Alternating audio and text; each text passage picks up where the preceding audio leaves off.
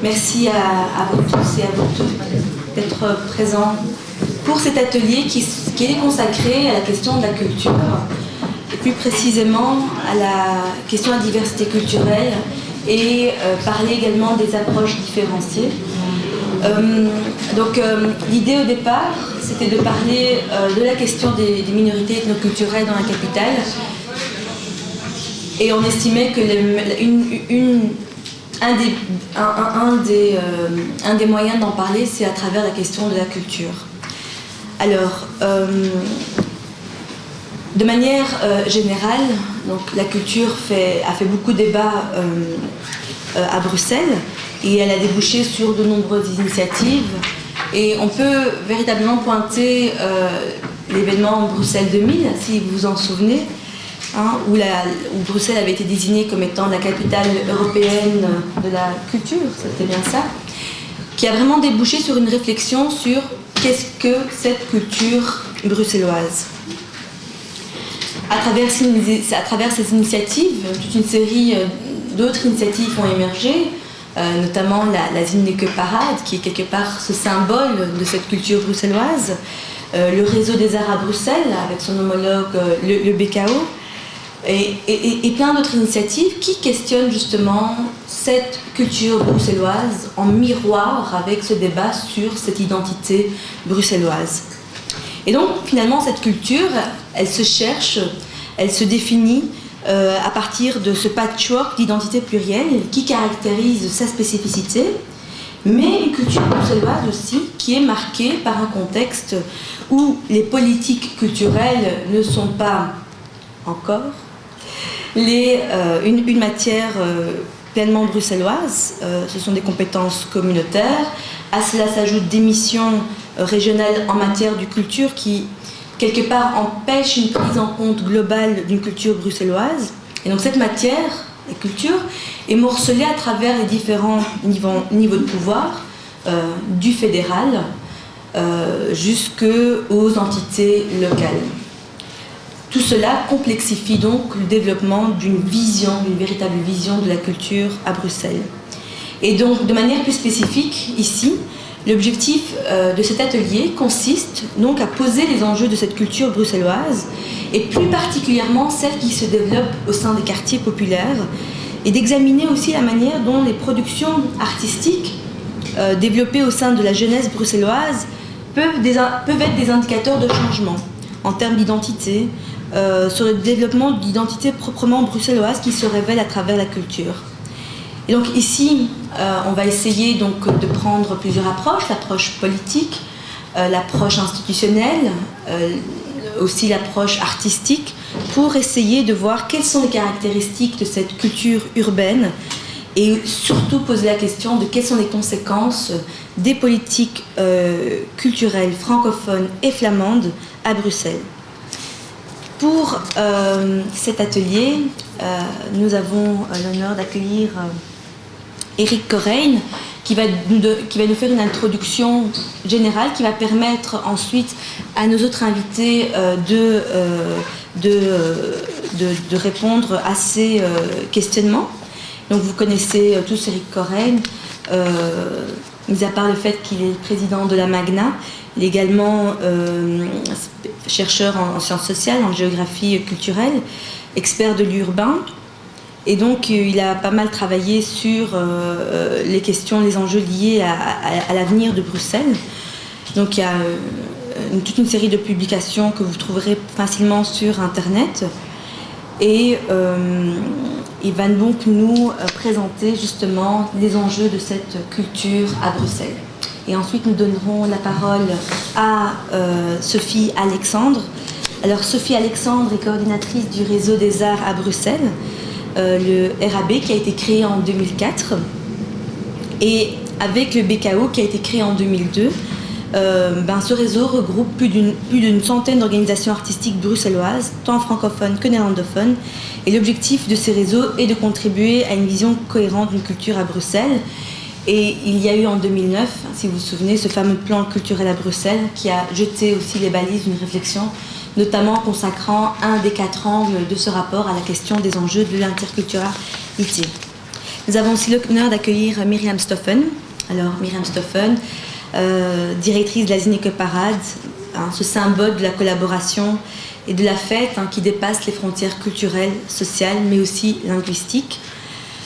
Nous avons également l'honneur d'accueillir Mohamed Alochi. Je remercie vraiment d'être venu en dernière minute, mais il était important d'avoir aussi la voix d'un artiste qui joue un rôle aussi important au niveau de Bruxelles, parce qu'il, lui et sa troupe, La vie c'est comme un arbre, que vous connaissez peut-être, qui a été d'ailleurs retransmis sur une chaîne publique francophone, la 3, un spectacle qui a eu un énorme succès, qui retrace un petit peu le séjour de 3 Marocains vers ce qui était considéré l'Eldorado européen. Et La vie c'est comme un arbre a eu aussi le titre de Bruxellois de l'année dernière, prix qui a été décerné par les lecteurs du Vlan. Nous attendons également la venue de Sven Gatz, qui a été récemment désigné comme ministre de la Culture, des Médias et de la Jeunesse, mais également de Bruxelles. Et donc nous allons aussi interpeller également la question politique. Fadila Nanan, malheureusement, s'excuse, elle n'a pas pu se joindre à nous, et dire que de Big, la Maison des Cultures, va peut-être nous rejoindre. Voilà. La parole est à Eric Cohen. Merci. Merci Fatima. Donc, il est clair que pour introduire ce sujet en quelques minutes, c'est une tâche impossible. Donc, je vais essayer de mettre quelques balises pour que dans le débat, pour essayer de structurer un peu le débat. Et je demanderai aux autres intervenants de peut-être dire à quel niveau ils interviennent. Alors bon, culture, c'est pas seulement l'art, hein, donc on parle culture. Alors, en gros, chaque être humain est un être culturel. Cela veut donc dire que notre vie quotidienne est structurée culturellement, on a besoin d'un nombre de références, d'un nombre d'habitudes, disons, pour faire nos pratiques sociaux. Et il est clair que tout le monde n'a pas les mêmes pratiques, n'a pas la même vie quotidienne et n'emploie donc pas nécessairement les mêmes, les mêmes normes, les mêmes valeurs, les mêmes références. À partir de cette pratique, donc il y a la pratique culturelle ou les pratiques culturelles quotidiennes, il y a une documentation, il y a un secteur culturel qui se fait, c'est-à-dire on réfère à la vie, à l'expérience vécue par des livres, des photos, faire des musiques, il y a des produits culturels. En réalité, cette production culturelle objectivise d'une certaine façon la culture et donne d'un côté un miroir pour ceux qui se reconnaissent ou ne se reconnaissent pas dans ces objets, et alimente naturellement aussi ce qu'on appelle le secteur culturel. C'est tous ces gens en réalité qui produisent de la documentation d'une façon ou d'une autre, et la documentation est toujours matérielle d'une certaine façon. Même une chanson chantée a une base matérielle. Et troisième niveau, c'est que dans cette culture documentée, il y a, et ça c'est une opération beaucoup plus, disons, sociétale ou politique, dans les politiques culturelles, il y a une sélection qui est présentée et représentée par les grandes institutions, par les médias, par les écoles, par les églises, etc., pour, disons, offrir à la société un référentiel qui fait tradition, ou qui peut faire tradition, qui serait une référence générale pour faire société. Alors ces trois niveaux ne sont pas la même chose, ils sont reliés entre eux d'une certaine façon et ils sont assez dynamiques. Deuxième élément, disons, de méthode, c'est que dans cette production sociale de la culture qui doit faire référence, on doit faire, je pense, et de plus en plus en ville, on doit faire la distinction entre le rapport de la culture avec l'État, et donc avec l'organisation politique et institutionnelle de la société, la référence de la culture par rapport aux communautés, aux communautaires, et alors la référence au social. Donc en fait, il y a le rapport au politique, le rapport au social, faire société ensemble, et le rapport à la communauté culturelle, disons, qui est culturellement marquée. Alors traditionnellement, dans un État-nation, un État national, on pense que ces trois niveaux sont construits l'un sur l'autre.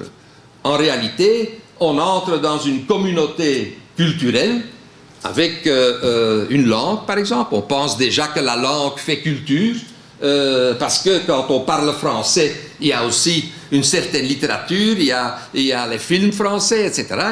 Et à partir de cette communauté culturelle, on construit la nation, qui est l'expression politique de cette société culturelle ou culturalisée, et cette nation a droit à son État, qui est les structures politiques qui gèrent cette communauté-là. En réalité, ce n'est pas chose facile, parce que la culture nationale est multiforme et est très difficile. Enfin, en gros, l'insertion, devenir citoyen d'un pays se pense quand même encore fortement selon ce rythme-là.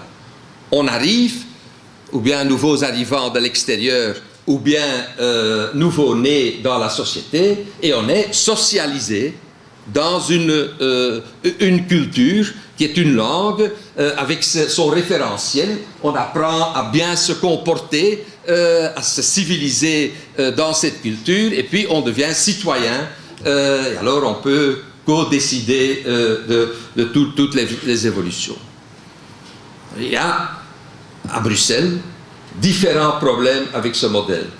D'abord, Bruxelles est une ville, et une ville en général est déjà beaucoup plus marquée par, disons, la mobilité.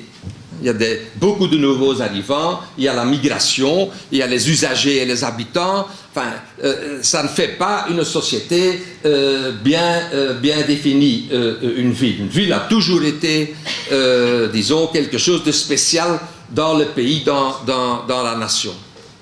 En plus, Bruxelles est maintenant une ville, vraiment une petite ville mondiale. Quelques chiffres, 1,1 million d'habitants pour la région des 19 communes, dont un tiers, en gros, n'a pas de carte d'identité belge, et que si on inclut ceux qui ont pris la carte d'identité belge parce qu'ils sont naturalisés ou parce qu'ils sont nés ici, vous comprenez immédiatement que cette carte d'identité n'a pas immédiatement de référent culturel très clair. Déjà, la majorité de la population de Bruxelles n'a pas de référence belgo-belge. En plus, Bruxelles est gérée dans nos cartes d'identité belges, et donc, mais quand même multiculturelle. Voilà. Donc, l'identité nationale n'indique pas immédiatement une donnée sur qu'est-ce qui est derrière. C'est pas parce que pas parce qu'on parle français, par exemple, qu'on connaît Molière. Un élément. Deuxième élément, c'est que l'État-nation belge n'a pas bien marché et s'est fédéralisé en réalité, et en dissociant la structure fédérale politique et la culture. Et que donc la culture, que l'idéal, ils sont revenus à l'idéal de territoire monoculturel et monolinguistique, c'est-à-dire la Flandre, la Wallonie, le territoire germanophone, le seul territoire qui n'est pas monolingue, monoculturel, institué, c'est Bruxelles. Et là, il y a une dissociation, ce qui est exceptionnel dans le monde, une dissociation entre la gestion territoriale et politique et économique, qui est régionale, et puis deux communautés qui opèrent sur ce territoire Et on peut se demander, parce qu'il y a là aussi une tension, est-ce que c'est la culture flamande bruxelloise qui est gérée, ou est-ce que c'est la culture flamande à Bruxelles qui est importée? Est-ce que c'est la culture francophone bruxelloise qui fait la culture, ou est-ce que c'est la culture francophone, communauté française, importée à Bruxelles? Il y a une tension, d'un côté une tension entre ceux qui veulent construire une nation monolinguistique, monoculturelle, et puis ce qui fait la nature de Bruxelles. Et que donc les autorités politiques qui font de la culture, de l'enseignement, etc., c'est institutionnellement séparé.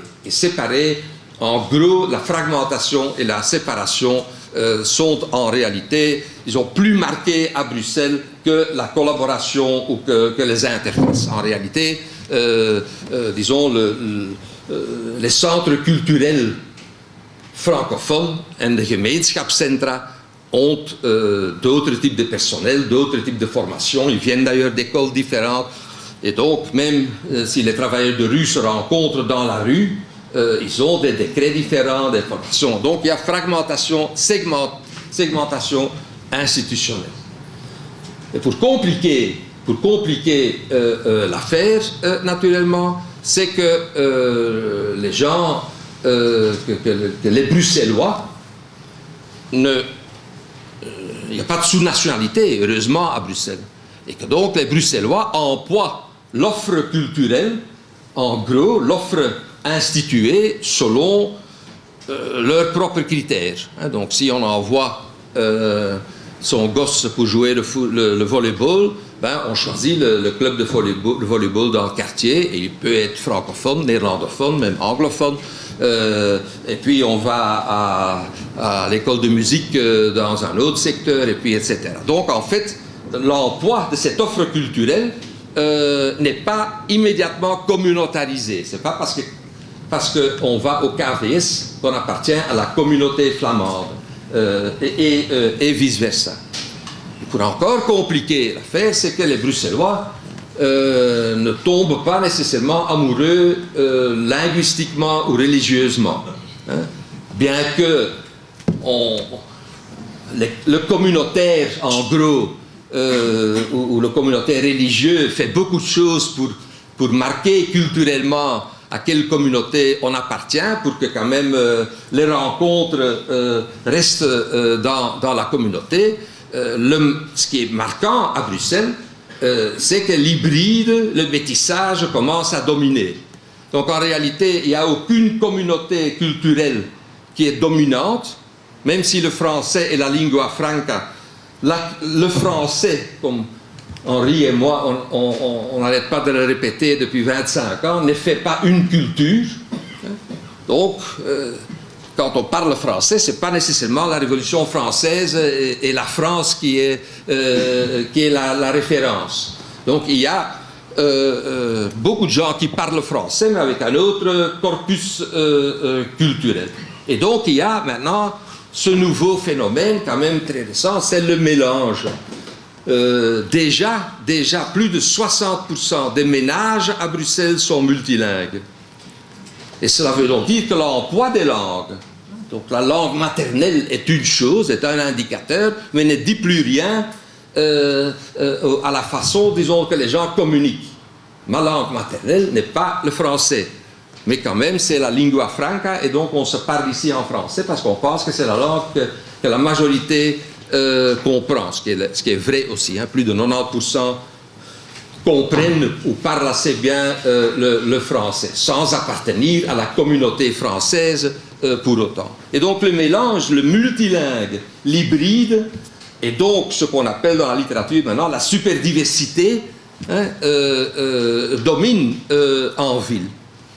Et fait d'un côté le problème de faire société urbaine et en même temps le potentiel de la ville. Parce que c'est justement dans cette proximité de la différence, cette proximité de l'autre tout le temps, qu'une ville en général, que l'air de la ville rend libre, qu'une ville en général émancipe plus facilement, augmente l'innovation, la créativité. Et normalement, dans un pays normal, disons, le maire de la ville, le maire de Barcelone, par exemple, a une politique culturelle pour construire sur cette innovation et cette émergence pour marquer la ville. Alors là, naturellement, à Bruxelles, le problème se pose, c'est que le maire de Bruxelles est un ministre-président et qui n'a pas de compétences culturelles, que les maires qui ont, les bourgmestres qui ont une compétence culturelle, il y en a 19 à Bruxelles. Ils sont fortement marqués politiquement et culturellement par leur communauté, et donc ils ne se considèrent pas non plus comme le bourgmestre de tous les habitants et de tous les mélanges imaginables et possibles, mais ils sortent d'une communauté. Et puis il y a un autre échevin qui s'occupe des autres affaires. Normalement, c'est les affaires néerlandophones, mais ça pourrait être l'inverse, peut-être. Et donc, il y a du haut en bas une structuration qui marque plutôt la fragmentation et la segmentation. Et en gros aussi, avec le manque de services et le manque de politique publique ou la diminution d'argent dans le secteur, on voit aussi que la réciprocité dans la société augmente et que donc l'entraide augmente, et l'entraide est toujours organisée beaucoup plus au sein de communautés, communautés religieuses par exemple, autour des mosquées, des églises par exemple, communautés associatives, et donc disons l'auto-organisation, mais l'auto-organisation selon des cultures, de leur propre culture différente. Et donc le problème qui est devant nous, c'est comment faire ville, comment faire Bruxelles, comment faire une société bruxelloise en acceptant le fait que la socialisation ne passe pas par une communauté à Bruxelles. Et je ne parle pas des deux communautés bicommunautaires, je parle de beaucoup de communautés, donc chacun est membre peut-être de plusieurs communautés même, où il apprend comment se comporter en être civilisé, et les opinions divergent selon les communautés, ce qu'est être un être humain civilisé, et alors il faut faire société sur base de cette différence quand même, et en manquant à Bruxelles fortement l'État, les institutions politiques qui seraient là pour justement faire société sur base de la différence en socialisant un Bruxellois. Et donc tout ce qu'on discute ici, on devrait discuter, c'est justement ce problème, ce qui est le problème quotidien de Myriam, directrice de la Zinnekeparade, je pense, comment faire la Zinnekeparade bruxelloise en étant financée par 8 autorités qui ont leur propre modèle en 17 déjà, voilà, ça augmente, donc c'est la super diversité, surtout dans les institutions. Voilà mon introduction. Je pense que nous devons vraiment réfléchir sur toutes les interfaces, comment l'interculturel fonctionne, parce qu'une chose est claire, ce n'est plus sur base d'une communauté et avec une inburgering, comme on dit si bien en néerlandais, dans une langue, une culture, une tradition, qu'on devient citoyen bruxellois. Et donc, chaque citoyen bruxellois sera forcé de se décentrer de sa propre culture et de faire société, et donc aussi de faire politique avec l'autre d'une certaine façon. Et donc la question est, est-ce que la culture communautaire, chacun de nous a besoin de ça, a besoin de développer sa langue, sa tradition, etc. Mais est-ce qu'en même temps ces communautés seront assez ouvertes, auront assez de manque chez eux pour avoir besoin de l'autre et pour, disons, pour construire un interculturel qui pourrait faire base d'une socialisation commune et une citoyenneté commune. Et la question qui est dans le secteur, parce que pour terminer, ce n'est pas simplement théorique, depuis 2000, donc depuis 15 ans presque, il y a beaucoup changé à Bruxelles. Beaucoup changé à Bruxelles. Il n'y a aucune des deux communautés instituées, mais aucune des autres aussi, sauf certaines fractions radicales dans toutes ces communautés qui pensent que le modèle doit être de revenir au monoculturel et puis socialiser et devenir citoyen par ce biais-là. Donc tout le monde accepte le fait multiculturel, le fait que du mélange d'ailleurs aussi. Mais, et c'est quelque chose que nous allons d'ailleurs dans la Brussels Academy mettre en route maintenant les mardis, c'est il y a une discussion de faire le bilan de ce qu'on a fait depuis 15 ans sur ce terrain. Parce qu'il est vrai qu'il y a beaucoup d'initiatives, bon, que je ne vais pas vous nommer, qui ont été réalisées, mais en même temps, au niveau politique, au niveau institutionnel, rien n'a vraiment bougé. Et donc, la KVS et le Théâtre National font un festival ensemble, échangent des pièces, etc. Mais en dernière analyse, ils restent financés, soumises selon les formes communautaires. Et donc beaucoup de ces initiatives, de ces réalités à Bruxelles rencontrent ce qu'on appelle un glazen plafond, un plafond en verre, où vraiment l'ADN, je veux dire, reste très communautaire. C'est aussi le cas dans la culture, disons, des immigrés. Et ils veulent devenir bruxellois, mais il y a un blocage institutionnel, organisationnel à développer un ADN bruxellois. Et donc là, disons, ça c'est un des grands problèmes à réfléchir et à débattre. Merci.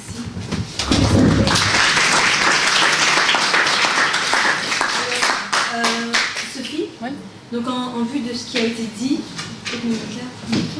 donc, en vue de ce qui a été dit, donc, comme je le disais en préambule, donc, le RAB avec son homologue flamand, le BKO, en 2009, vous avez lancé le plan culturel à Bruxelles avec plus de 120 opérateurs culturels et dans le but de renforcer une vision politique de la culture bruxelloise. Alors, 5 ans après, avez-vous été entendu? Alors, Peut-être bien ici. oui.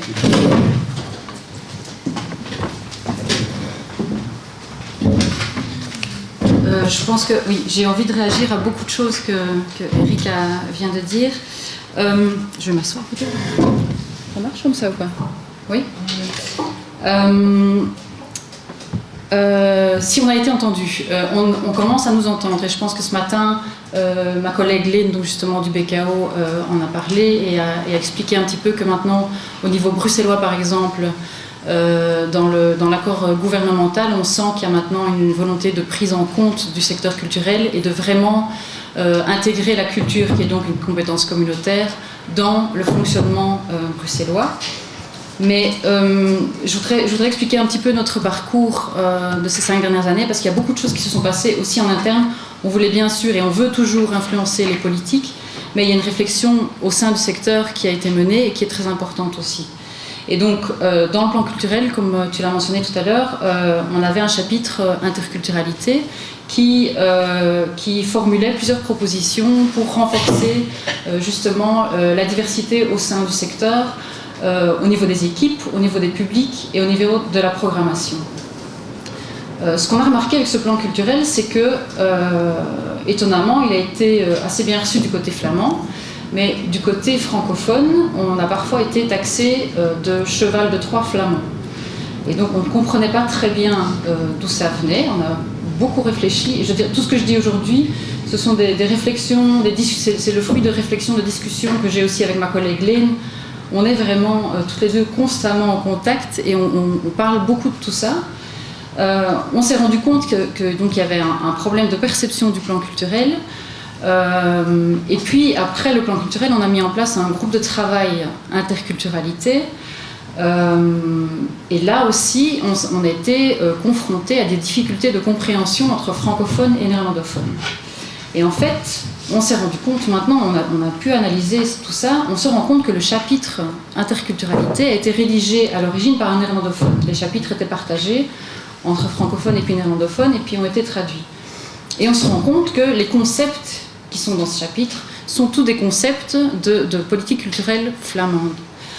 Et donc c'est pour ça que si on ne mentionne pas l'éducation permanente, par exemple, dans un chapitre dédié à la diversité, les francophones, ils sont un peu, ils ne comprennent pas. Dans le groupe de travail, on était confrontés vraiment à un problème de compréhension parce que pour les francophones, la question c'était oui, mais on parle de diversité bruxelloise, mais pourquoi se focaliser toujours sur la culture d'origine? Et donc, je pense qu'il faut vraiment revenir en fait à la création des communautés et le pourquoi de la création des politiques culturelles des communautés. Comment elles se sont créées.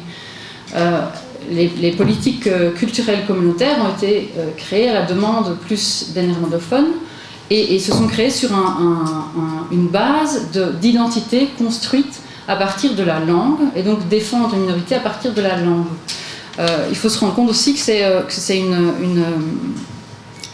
c'est vraiment l'identité qui est très importante et cette identité reste toujours présente, très présente. Cette identité flamande, la langue reste présente, on peut le voir encore dans les accords gouvernementaux maintenant. C'est aussi une politique culturelle qui s'est basée sur un modèle plutôt germanique, on ne va pas le nier. La population néerlandophone a plus une sensibilité germanique.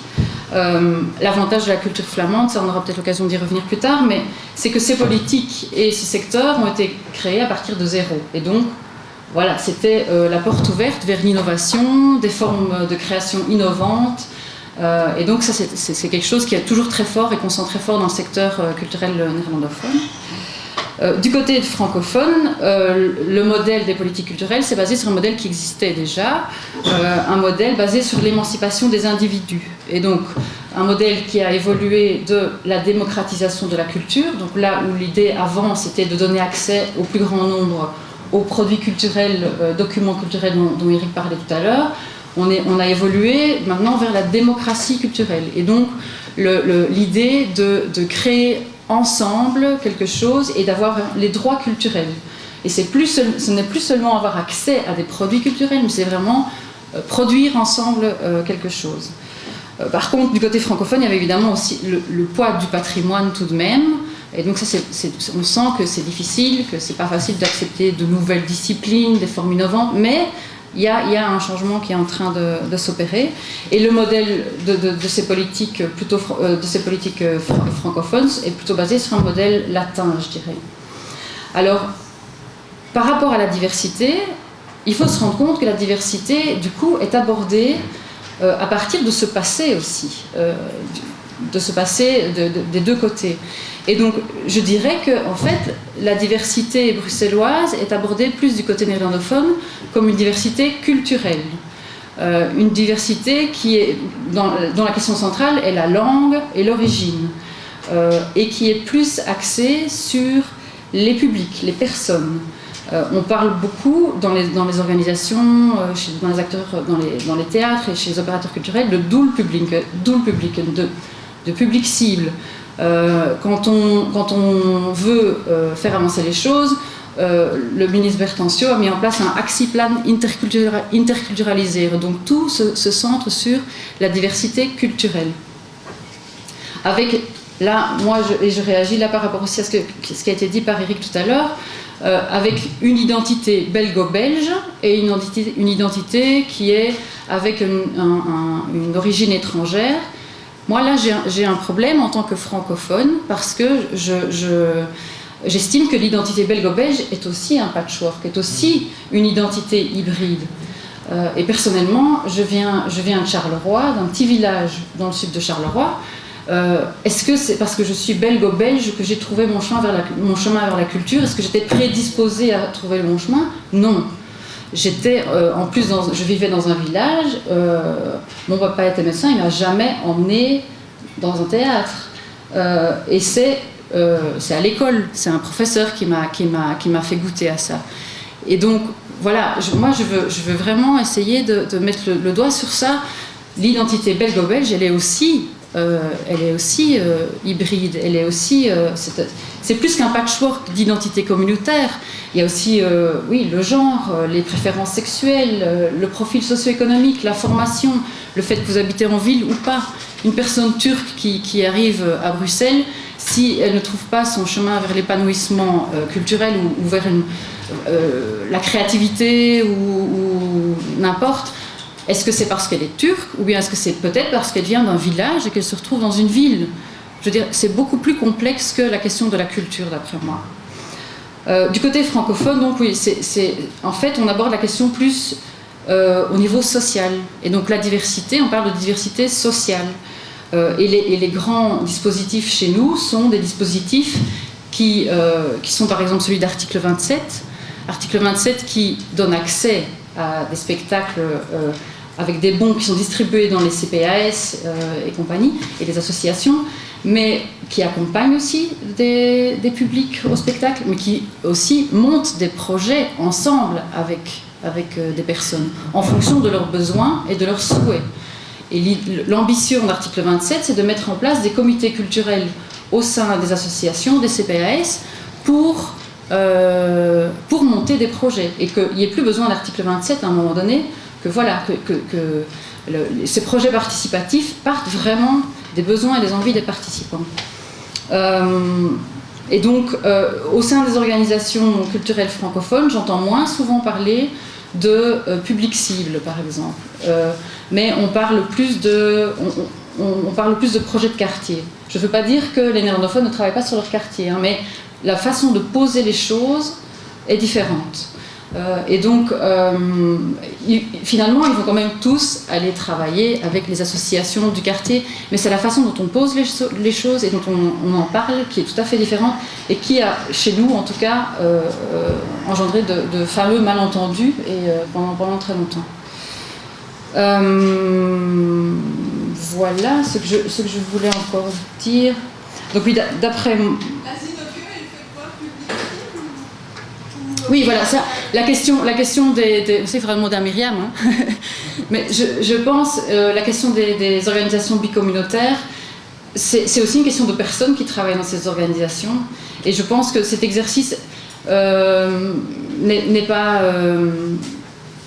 Enfin, je suppose qu'il doit y avoir des discussions là-dessus au sein des organisations, mais pour moi, le futur de Bruxelles, si on veut vraiment avoir un secteur culturel qui soit en adéquation avec la réalité bruxelloise, c'est que les équipes soient francophones, néerlandophones, diverses, que les CA soient francophones, néerlandophones, que les statuts des ASBL soient bilingues, enfin, même si je sais que ça complique les choses, hein, je sais ça très bien.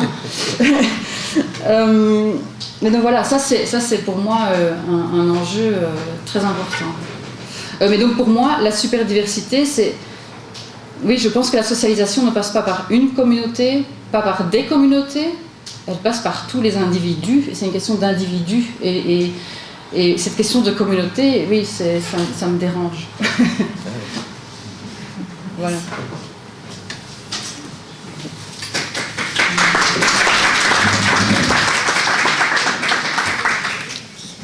Merci beaucoup, Sophie. Alors, merci pour ton intervention qui a permis de pointer des différenciations du cadre de pensée des politiques publiques francophones et flamandes en matière de culture. Alors, Myriam Stoffen, donc la Zinneke Parade, donc symbole de cette culture bruxelloise, mais aussi symbole de cette diversité culturelle, sociale et linguistique. Alors, concrètement, quels sont finalement ces obstacles qui se posent par rapport à la mise en place d'une Zinneke Parade qui essaie justement de dépasser tous ces clivages sociaux, culturels et linguistiques. Merci. Et une autre...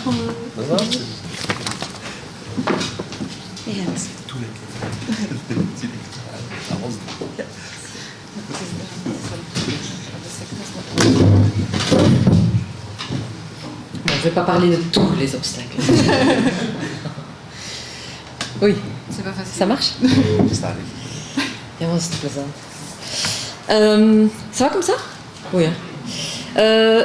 Premièrement, en termes d'obstacles, il est clair que ce cadre institutionnel au niveau politique est extrêmement compliqué. Et moi, j'ai tendance à dire que c'est vraiment comme acteur, est-ce que c'est acteur social, est-ce que c'est acteur culturel, acteur artistique, travailleur dans le secteur jeunesse ou quoi que ce soit, peu importe. Si on veut travailler avec l'ensemble de nos voisins et tout le monde qui transite et arrive ou est né à Bruxelles, à partir de son propre projet ou sa propre association, c'est à nous-mêmes, comme acteurs, de porter cette complexité. On n'est vraiment pas aidé du tout là-dedans. Donc ça, c'est clair que c'est un vrai obstacle, parce qu'en gros, pour résumer, il faut... nous, on a par exemple 2 ASBL, c'est un héritage, je trouve que c'est une mauvaise idée, mais maintenant on essaie de transiter vers une ASBL qui est bilingue, et elle est déjà, on fonctionne au quotidien en bilinguisme dans l'équipe, dans les statuts, dans le CA, l'AG, dans notre travail quotidien, et quand je dis bilinguisme, c'est déjà au minimum. S'y ajoute très souvent dans le quotidien du travail plusieurs langues encore, parce qu'on cherche simplement à trouver la langue qui nous permet de parler avec les personnes avec qui on a envie de parler, point barre. Et c'est ça l'approche qu'on a. Mais donc disons, je reste sur le niveau institutionnel, formel, pour l'instant. On essaie de switcher vers une fusion de ces 2 ASBL pour qu'enfin on se décharge de surplus de travail qui en découle, parce que c'est 2 comptabilités, 2 réviseurs d'entreprise, enfin blablabla. Donc c'est très joyeux tout ça.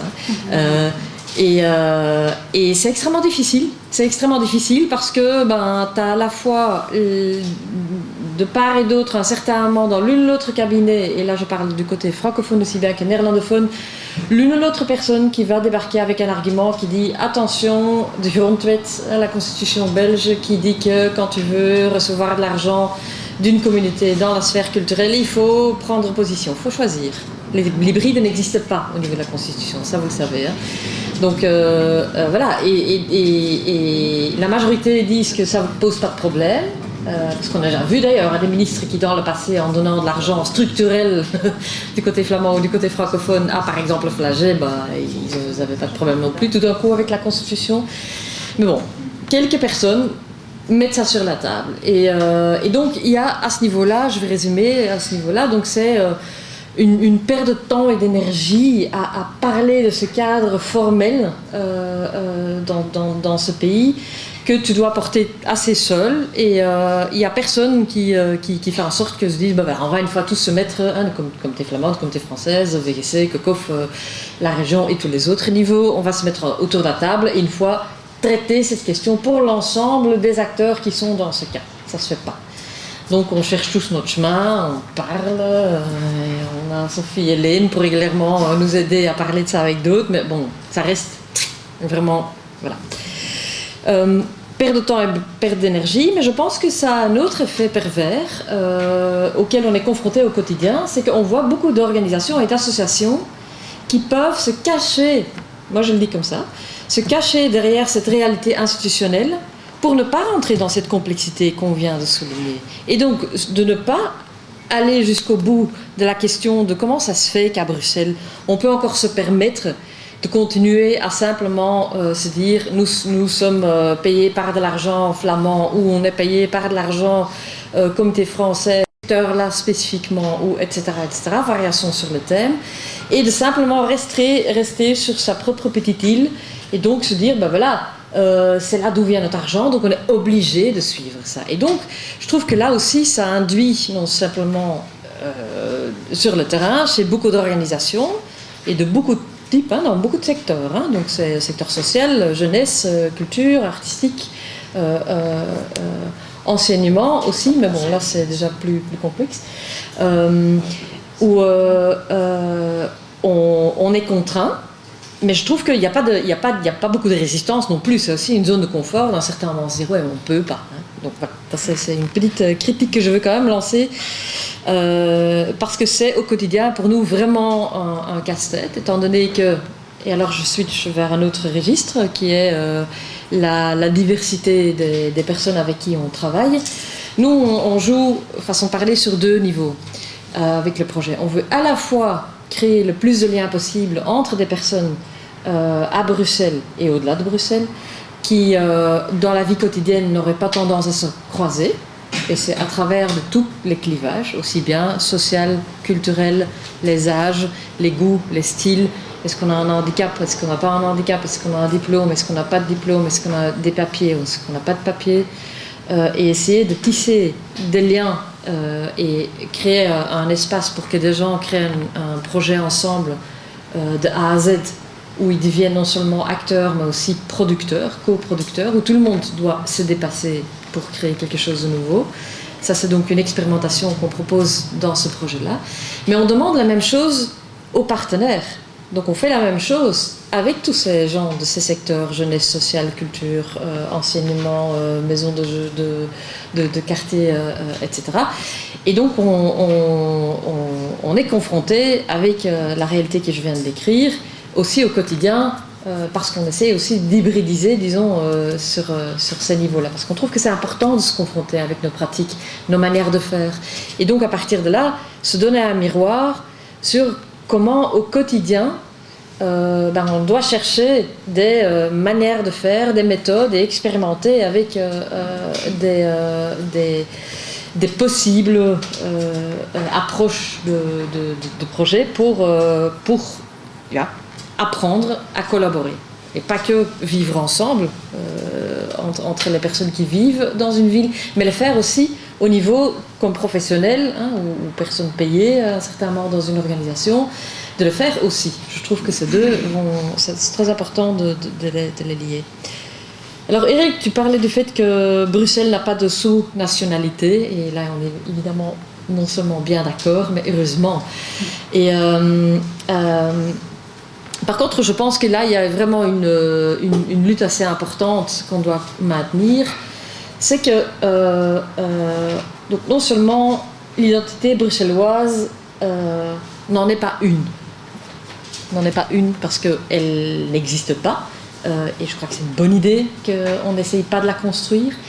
Mais elle n'en est pas une parce qu'elle est plusieurs. Elle est extrêmement multiple et effectivement même jusqu'au niveau de l'individu. Et ouais, tout à fait. Et donc là, je crois que c'est très important. Et je crois que dans ce sens-là, on doit à la fois, dans une ville comme Bruxelles, mais je crois de plus en plus partout dans le monde, investir dans des espaces où on peut hybridiser, connecter ce qui n'est pas encore connecté, mais à la fois aussi stimuler et soutenir et laisser de l'espace, et la liberté d'espace aussi, pour des prises d'initiative, pour des expérimentations et des expressions identitaires, communautaires, peu importe de quel type elles soient.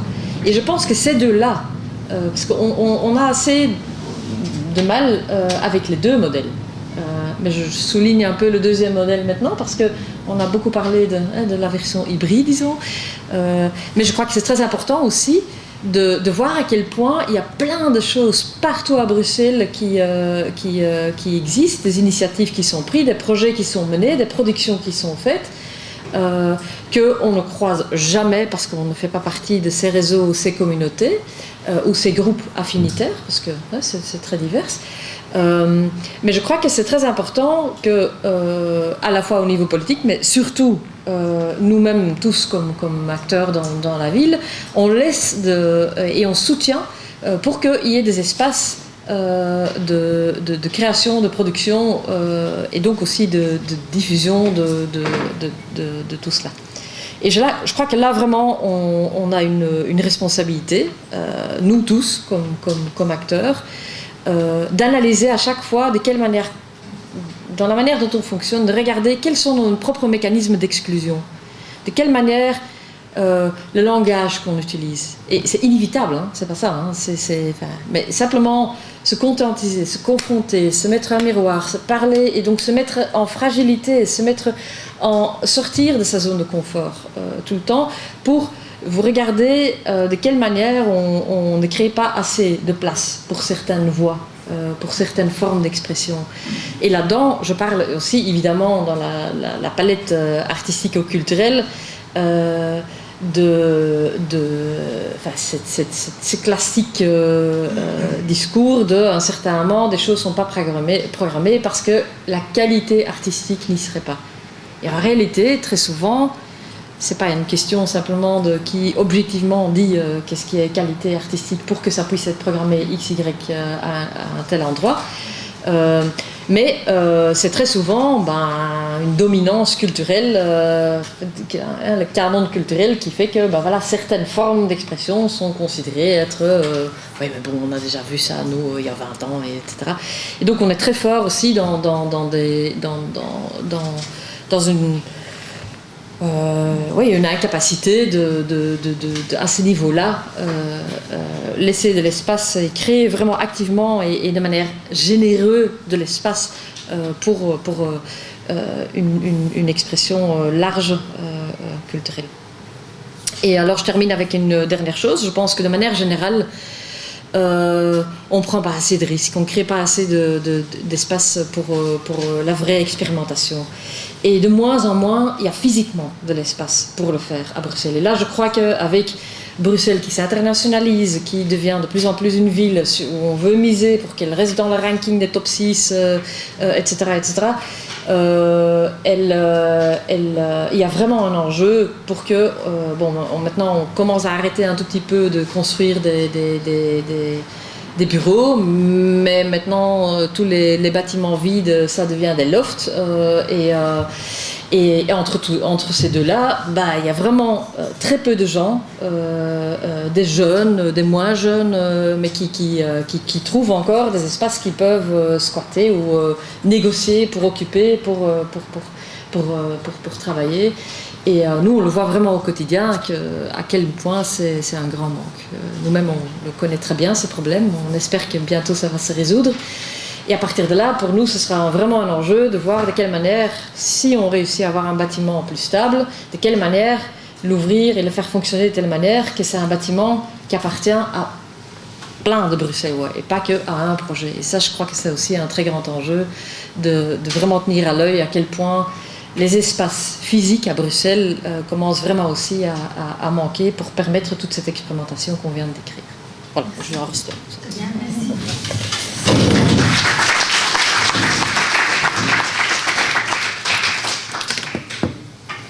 Très bien, merci. L'intervention de Myriam nous montre combien les enjeux sont nombreux. Je vais donner la parole maintenant à Mohamed Alouchi, mais avec une double casquette, celui d'acteur. Donc, je vous parlais de cette pièce « La vie, c'est comme un arbre », qui a été vue quand même par 30 000 spectateurs et qui a, c'est vrai, été souvent considérée dans la presse parfois comme étant une pièce de maison de quartier, et comme soulevait Myriam Stoffen, en reconnaissant très peu la dimension esthétique de ce type d'initiative. Et donc, lui poser comme question en tant qu'acteur culturel, finalement, est-ce que vous avez perçu une différenciation en termes d'accueil quand vous avez frappé aux portes des institutions culturelles francophones et flamandes?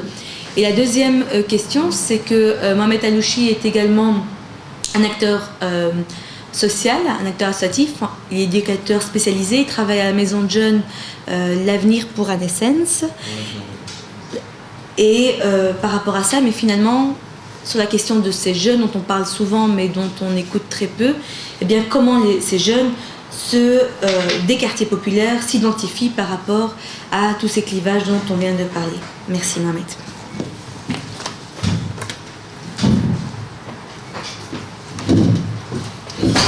Bonjour à tous. Goeiedag, Goedendag. C'était une des questions qui m'intéressait le jour des Diwan Awards. Donc on a été élu belgo-marocain de l'année et on avait tous les ministres qui disaient publiquement bonjour, salam alaikum, goeiedag, et ils oubliaient l'allemand. Et je me disais, tiens, les trois langues de la Belgique, normalement c'est l'allemand, et maintenant ça parlait arabe. Je suis un peu humoriste, donc j'ai pas préparé parce qu'elle m'a prévenu à 13h que je devais venir. Et j'ai écouté ce dont je ne savais pas pourquoi j'étais vraiment invité ou à moitié. Et souvent, on me prend pour un paranoïaque blessé, frustré. Et je vais vous partager quelques expériences sur mon parcours par rapport à ça. J'ai souffert, étant jeune, de mon identité. J'ai cru que j'étais belge pendant longtemps. Et par plein d'expériences, j'ai compris que j'étais autre chose. J'ai pas le temps, là, avec les 10 minutes que tu me proposes, de tout expliquer, mais je donnerai 2-3 exemples par-ci par-là pour essayer de partager avec vous. Refus de discothèque. Après un match de basket, toute l'équipe va boire un verre. Je suis le seul qui rentre pas. La police qui va parfois te mettre tout nu dans un cachot parce que tu es la description du suspect, vu que je réunissais tout. Il faut savoir que j'ai grandi à Nessens et que, surtout à l'époque, quand j'étais plus jeune, c'était énormément de personnes d'origine marocaine et musulmane. Et donc, c'est de toutes ces frustrations que je suis rentré finalement et dans le social, mais aussi dans le théâtre. Et j'ai voulu montrer au monde, tiens, c'est pas parce que je suis d'origine marocaine que je suis un voyou et je veux vous le prouver. Et j'ai fait ça avec des jeunes du quartier. Et de fil en aiguille, j'ai commencé à apprendre beaucoup de choses sur le fonctionnement des institutions, des politiques, des stratégies, des enjeux. Et ma pièce de théâtre m'a beaucoup aidé aussi. Parce que tu demandais quel était l'accueil dans les néerlandophones, les francophones. Moi, déjà à la base, notre pièce de théâtre, c'était pour les festivals Couscous Merguez. On était invités pour les 50 ans d'immigration marocaine, pour le festival d'Abba Maroc, pour la maison de la cohésion sociale, mais on n'a jamais été programmé comme une pièce de théâtre dans une programmation qui n'a aucun lien avec notre origine. Et en même temps, ça m'a blessé. En même temps, j'ai eu la chance que certains belgo-belges n'ont pas. C'est qu'on m'a ouvert toutes des portes grâce à ce biais-là. Moi, ce qui m'avait posé vraiment une grande question, c'est tiens, comment ça se fait que j'ai demandé au Théâtre National de programmer notre spectacle, mais que c'est un théâtre flamand qui me programme, et pas le Théâtre National. Alors, dans ma paranoïa de complotiste, je me dis tiens, les Flamands sont en minorité à Bruxelles, ils sont obligés de culturellement se répandre et toucher les quartiers. C'était des réflexions que j'avais, que j'ai toujours à moitié. Et ça va mieux avec la paranoïa, ça va, je prends des médicaments. Et une des expériences qui m'a fait aussi mal, c'est que finalement, je téléphone au Théâtre National parce qu'on ne veut pas me programmer et je demande est-ce qu'on peut louer la salle. Oui, on peut louer la salle, 4 500 € la soirée. Voilà, ça peut freiner beaucoup de petits gens de là d'où je viens, mais nous, on fait un peu comme le Qatar, hein, on vient, on paye, on s'y met. Mais bizarrement, quand on a envoyé le dossier de presse, on n'a pas été accepté. Pourtant, au téléphone, il y avait moyen de louer. Et il a fallu passer par les politiques à la veille des élections, des 50 ans d'immigration, pour pouvoir être au Théâtre National. Et notre spectacle a ramené 1500 personnes, dont presque 1200 réservations en 2 semaines. Mais on n'est pas sur les affiches, on n'est pas sur le site. La rue est remplie de monde et on se dit tiens, le Théâtre National, et pourtant c'est notre démarche. Et moi ça me blesse en tant que, comme mon équipe, mais ça ne nous a jamais freinés. Je vais vous donner d'autres exemples par rapport à mon quartier. Au fur et à mesure de mon travail d'éducateur, je ne suis diplômé que depuis cet été, puisque j'ai fait 10 ans de travail et je viens de finir mes 3 ans d'études. Et je me suis rendu compte, toujours dans ma paranoïa, tiens, il y a des discours sociaux pour les pauvres, et il y a des contrats de quartier qui s'installent, et il y a un petit volet social que tout le monde se déchire, et de l'autre côté, il y a une gentrification des quartiers qui se fait avec des millions dans l'urbanisme et des projets designers, pépinières d'artistes. Et une des questions que j'avais posées, c'est tiens, ça fait des années que je travaille envers la jeunesse de ce quartier, j'ai reçu 25 mètres carrés. Et les artistes qui viennent de Charleroi, de Mons, de l'Académie des Beaux-Arts, ils ont reçu 800 mètres carrés. Je demande pourquoi. Et on m'a dit, je reçois 20 millions de l'Europe pour le quartier, je ne peux pas passer à côté. Donc c'est pour le bien du quartier. Et donc on voit une pépinière d'artistes, double vitrage. Ça fait 35 ans que mes parents habitent au-dessus, ils n'ont pas le double vitrage. Et voilà, et j'avance et j'avance. Et la dernière paranoïa que je vais lancer, c'est par rapport à l'islam. Par rapport à la culture du théâtre et de l'expression. Je me suis rendu compte que tout ce qui montrait un islam ouvert, un islam patte blanche, où on pouvait boire un peu de vin, on parlait de la liberté de la femme, l'homosexualité, tout ça. Ça, il y a des acheteurs de spectacles qui sont friands, c'est génial cette ouverture, quand ça frotte, on aime ça. Et je remarque que quand on vient avec d'autres interpellations, on n'est pas intéressant. C'est un point de vue que j'ai, mais et souvent on m'attaque sur la paranoïa parce que l'islam c'est un sujet très délicat. Je vais donner un bête exemple, les chaussures de Fadi, Ben Amidou joue dedans. Les jeunes de mon quartier, même à Molenbeek, tout ça, sont dégoûtés parce que dans la scène, il y a un barbu qui est amoureux d'une prostituée. Officiel, désolé, oui, mais on ne doit pas reprendre le terme officiel. Hein. Si on veut commencer à expérimenter, disons néerlandophone francophone. C'est beaucoup plus facile. Si vous dites culture française, vous faites référence à la France en tant que pays. Et donc là, il peut y avoir une confusion. Moi, je pense que c'est bien de faire comme ça. Oui, ça s'appelle. En tout cas, il y a un joli cas pratique. Voilà. On peut lancer la recherche. Oui, mais on pourrait dire flamand et wallon, madame, ce serait plus logique. Ok, donc il y a un débat sur la dénomination et donc il faudra trouver... C'est un débat intéressant, ça illustre tout à fait. ce dont on parle. Donc certains disent oui, certains disent non. Donc... Oui, madame, allez-y. J'ai une autre question pour le panel, mais c'est pour Madame la directrice de la camarade.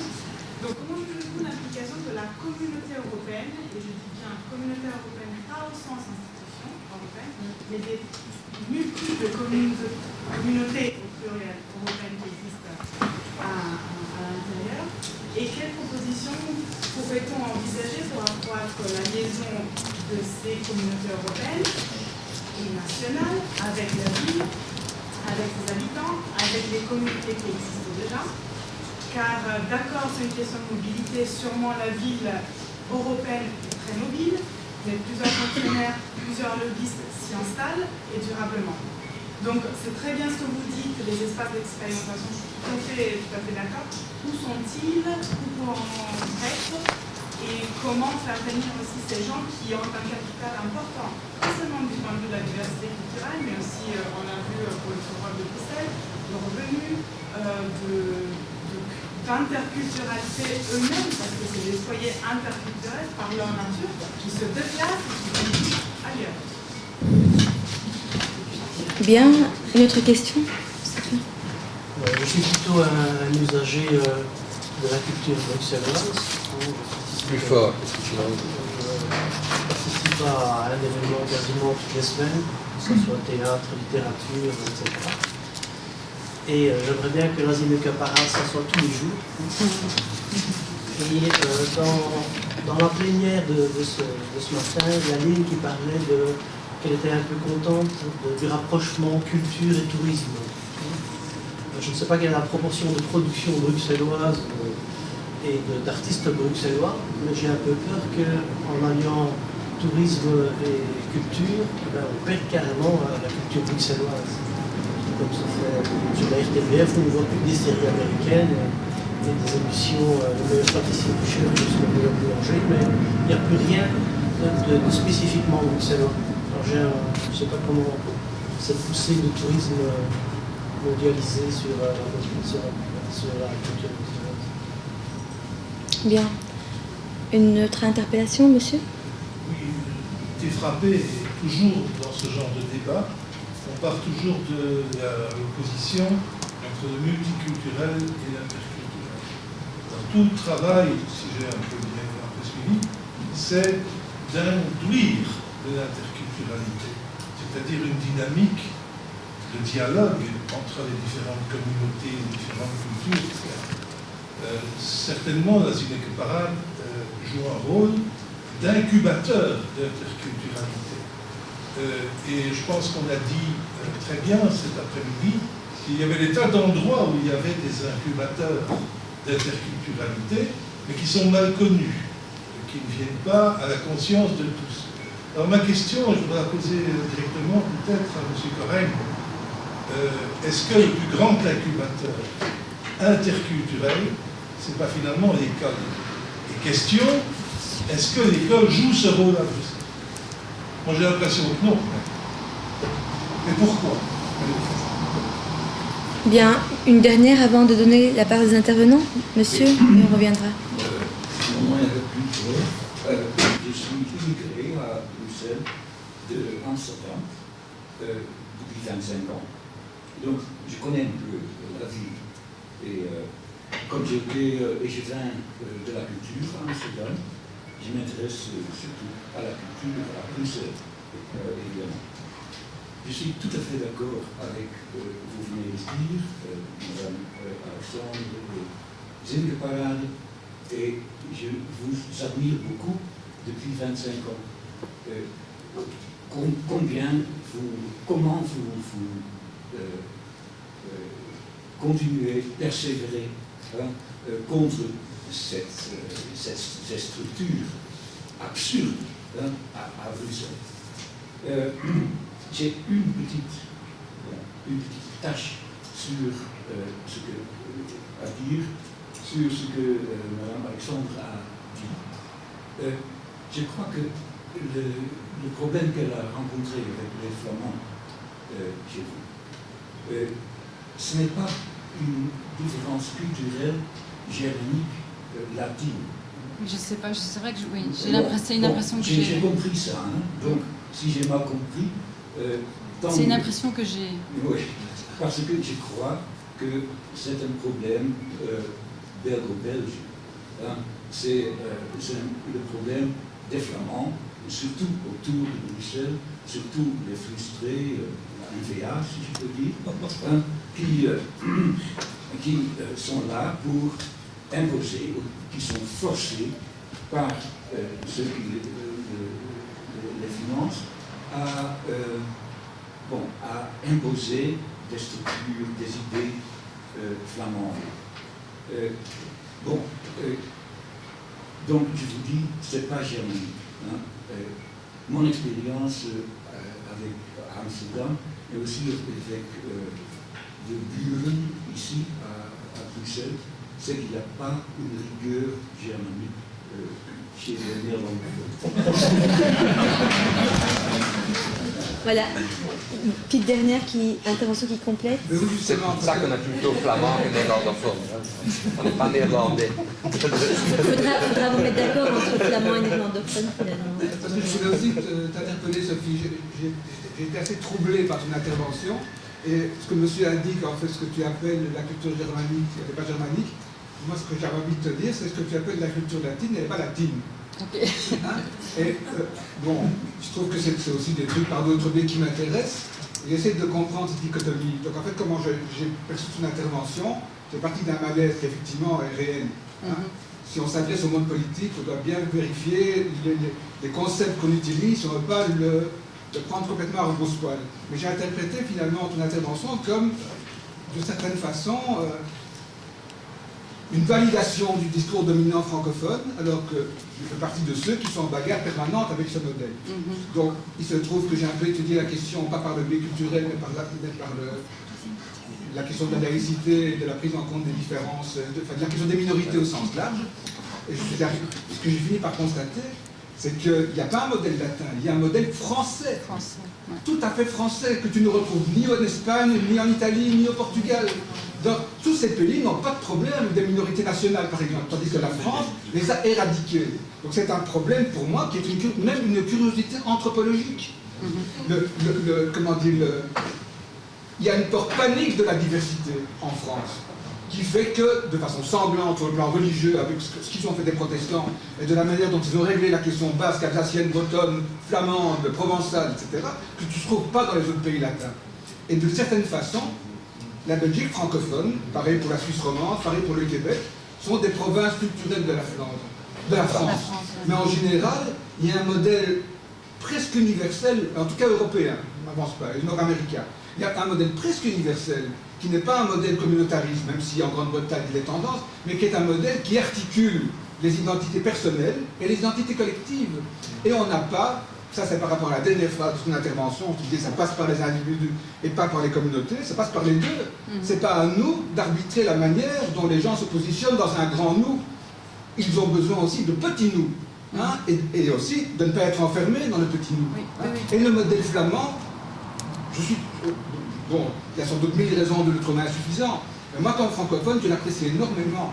Le décret minorité qui a connu sa propre histoire, le fait que la Flandre reconnaît les associations ici de minorités culturelles, il ne reconnaît pas des minorités en tant que telles, elle reconnaît des associations qui se revendiquent d'une appartenance minoritaire, personne n'est obligé d'y entrer.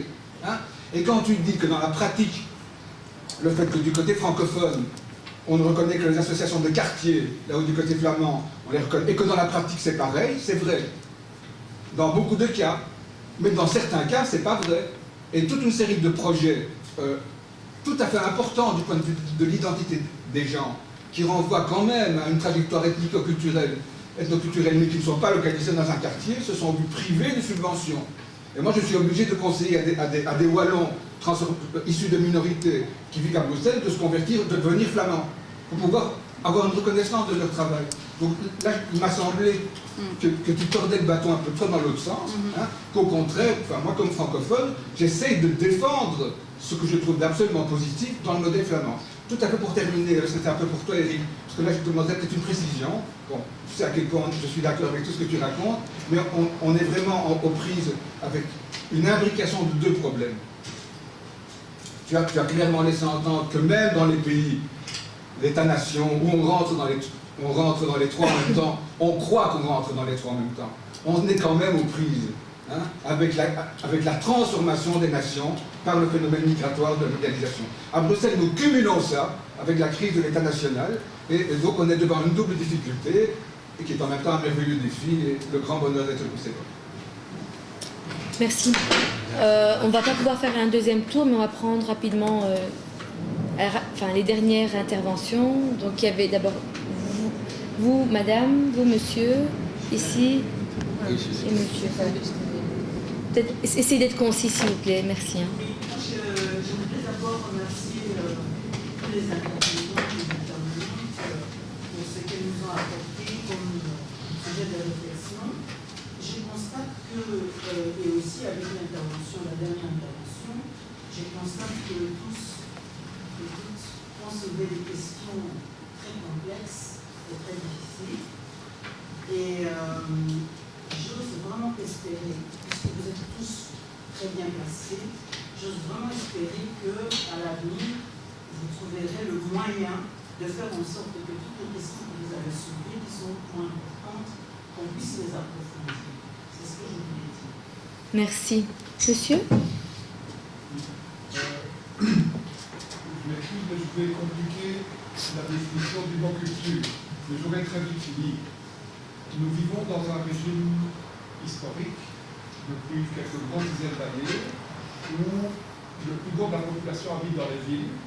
Il y a des académies, il y a des écoles, et il y a des gouvernements. Et donc vous insistez sur un point qu'Éric Corrèze n'a pas eu le temps de développer tout à l'heure, et je promets que j'aurais vite fini.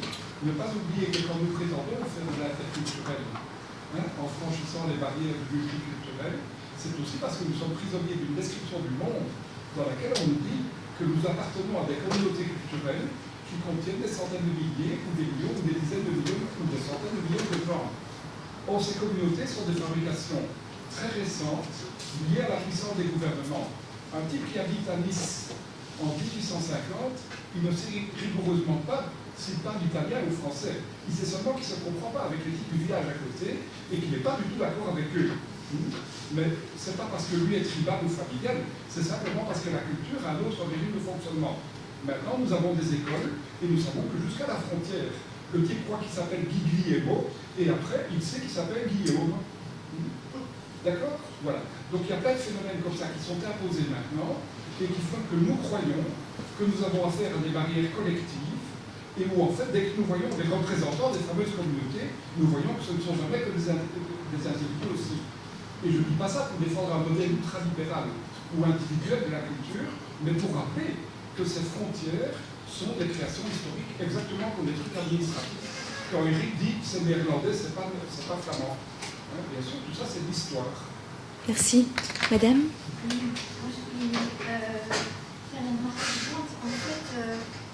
Je trouve que ce que nous abordons aujourd'hui pourrait être... Parlez aussi fort que possible. Pour... Oui, voilà. Je vais lever la Bruxelles, on pourrait dire que, parce qu'on porte la même affection à Bruxelles que peut-être beaucoup de personnes ici, ça pourrait être, par le biais de la culture, également un énorme laboratoire pour, je dirais, pour la transition vers un autre modèle que le modèle capitaliste, dans ce sens que, ce que disait Madame, elle disait, il faut que chacun quitte sa zone de confort. Donc, quitter sa zone de confort, c'est dire j'accepte d'être vulnérable. Et je pense qu'il faudrait que Bruxelles ait un beau lieu, comme capitale de l'Europe, pour faire l'éloge de la vulnérabilité, et pas l'éloge de la force. Et quand j'ai entendu monsieur, etc., je me disais, au lieu de faire de la vulnérabilité quelque chose de médiocre, d'en faire quelque chose qui est une force resplendissante. Et je pense qu'il faut travailler bien au-delà des concepts technocratiques et faire le lien aussi. La culture, c'est aussi parler du développement de Bruxelles avec des mots de la culture, les mots du cœur, les mots de... pas que les mots de la réflexion et de la diplomatie et du... je veux dire, et les mots qu'on retrouve dans les déclarations gouvernementales. Il faut parler des choses avec le cœur, et c'est ça qu'il faut dans une métropole comme Bruxelles. Et voilà, je voulais vous dire ça. Et je vais faire une toute petite incise. Donc moi je suis directrice d'une institution bicommunautaire, et je peux vraiment vous assurer que pour que ça marche, il faut que je sois vulnérable. Je suis restée depuis 30 ans directrice dans des situations abracadabrantes parce que je suis vulnérable. J'aurais été forte, il n'y aurait sans doute plus mon service et il n'y aurait sans doute plus l'énorme potentiel qu'offre la mission que nous avons aujourd'hui. Et donc, voilà, je voulais partager cela et peut-être qu'il y a quelques années, je n'aurais pas osé prendre la parole. Merci beaucoup. Voilà, et on va terminer avec monsieur qui avait demandé rapidement. Je veux bien intervenir sur le modèle flamand qu'on a cité plusieurs fois. Le modèle flamand est né aux années 70, et M. Corinth le contredit, suite à Bruxelles, suite à l'initiative de personnes et d'associations flamandes qui se sont mises autour de la table et qui ont développé une dynamique. Suite à ça, il y a eu les Gemeenschappscentra et tout ça. Et à l'instant, je pense que la vapeur est renversée, que c'est la politique qui gère la culture flamande et le modèle. Et l'exemple du Montpellier a été introduit dans les décrets pour filtrer les subsides, pour éliminer une série de genres et d'initiatives. Et maintenant, tout le monde se fixe sur le Doel-Gumpelel, bien que au départ, le Doel-Gumpelel était une invention politique pour éliminer une série de choses. Il faudra bien regarder ça et redonner l'initiative, je dirais, aux personnes, aux associations et les soutenir. Bien, merci monsieur. On va terminer en donnant la parole à nos intervenants. Myriam Stoffen, rapidement répondre. Je vais être extrêmement courte parce que je vois que M. Denève est en train d'agiter son horloge. L'Europe. Oui, bien sûr. Donc nous déjà, depuis longue date, entre-temps, on a démarré 2005-2006, spécialement avec tous nos partenaires qui étaient dans les quartiers européens, à vraiment parler avec eux et les questionner sur de quelle manière eux-mêmes, dans leur propre pratique quotidienne, ils faisaient oui ou non du travail particulier pour s'ouvrir et aller à la recherche proactivement, etc., pour leurs nouveaux voisins arriver autour des institutions européennes. Et ça a duré vraiment 2 biennales avant que ça commençait à trickle down, à rentrer un peu dans la tête. nous-mêmes, disons à partir de la coordination générale des INECE, on a fait déjà depuis ces dates-là des démarches proactives de notre côté aussi pour trouver des entrées en matière le plus diversifiées possible. Donc c'est des organisations qui existent, des petites plateformes, des lieux de rencontre, des personnes clés avec qui parler, mais comme avec tout autre réseau, noyau d'habitants à Bruxelles, c'est toujours un travail de longue haleine, mais c'est un travail qu'on fait déjà depuis entre-temps, 6-7 ans facile. Oui. Et avec des résultats concrets, hein, on commence à voir une ouverture où certaines personnes ou organisations, initiatives liées aux institutions européennes, aussi diversifiées qu'elles soient déjà, viennent déjà aussi maintenant toquer à nos portes. Donc on commence à voir, enfin disons que nous on tient un peu le battement de cœur dans certains quartiers, on ne sent pas tout évidemment, mais quand même beaucoup. On voit quand même un réel changement aussi d'attitude des personnes qui s'installent à Bruxelles, qui commencent à eux-mêmes activement à chercher à créer les ponts et sortir de toutes les cénacles dans lesquelles ils peuvent facilement bouger à Bruxelles, hein, parce que ça bouge dans tous les sens, ils se croisent extrêmement diversifiés culturellement, mais socialement un peu moins diversifiés, disons. Mais il y en a beaucoup qui commencent vraiment à vouloir sortir de ces sphères-là. Voilà. Et tourisme, juste un petit point, c'était où la remarque sur le tourisme ? Oui, c'était monsieur. Oui, pour nous, c'est un point qui nous tient très fort à cœur, c'est de chercher... pas de dire non, on ne veut pas s'ouvrir à un questionnement de comment créer les liens avec le tourisme ou comment créer des liens avec l'économie par exemple, parce que c'est aussi un tout autre pan. Nous on cherche surtout à se poser la question de quelle manière à partir de notre travail et les pratiques qu'on essaie de faire avancer à Bruxelles et dans le monde de manière générale, c'est d'amener une autre pratique autour du tourisme et une autre pratique et donc d'autres systèmes d'échange. Et au niveau touristique, pour nous c'est très clair qu'on fait tout pour se battre contre que le projet et d'autres projets deviennent simplement un formatage esthétique qui est facile à vendre, ce qu'on en fait. Hein. Donc si on parle toujours de INECE, à certains moments pour nous c'est aussi un peu trop.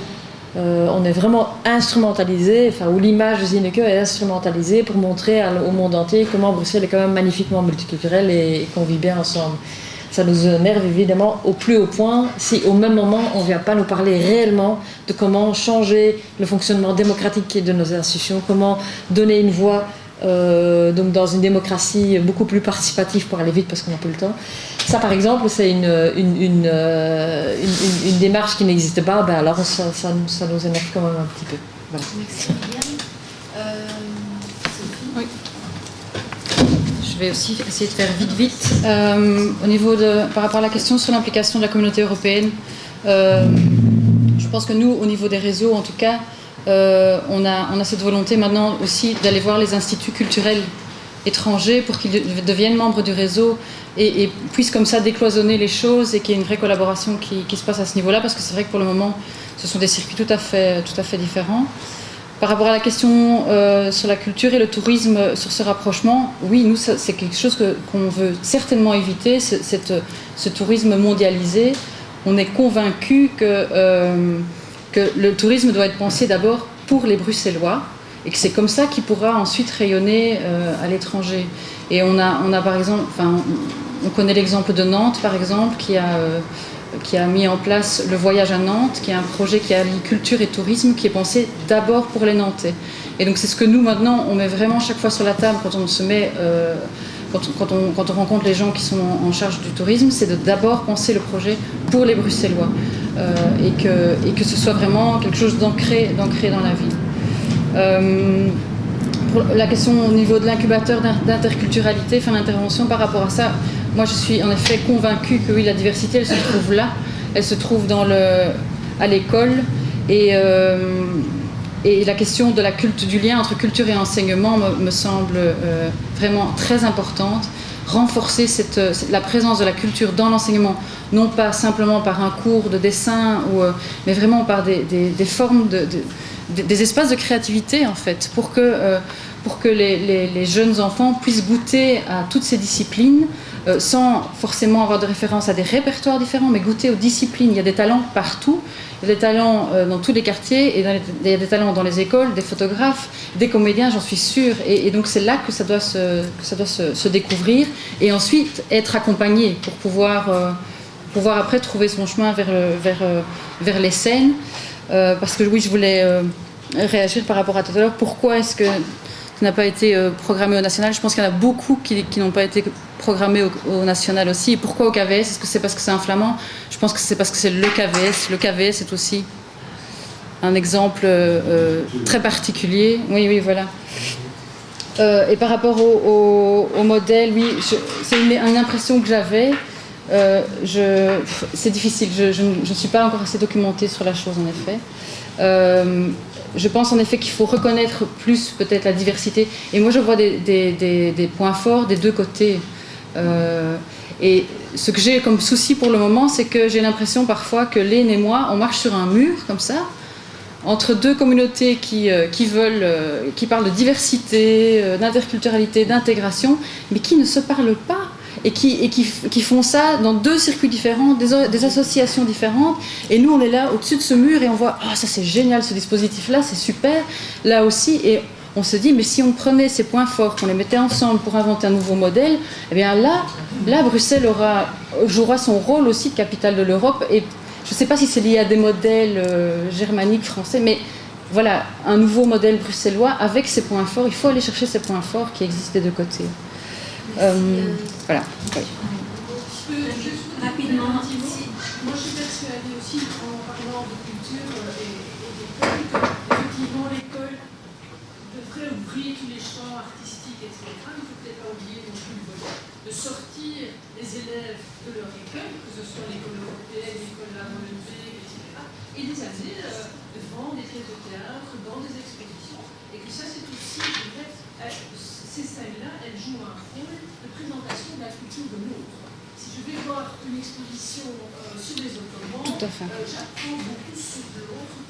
Je suis sortie de mon école et ça je sens d'un certain... Et aussi entre école francophone et association néerlandophone, et inversement. L'exemple aussi de Brede School du côté néerlandophone est très fort.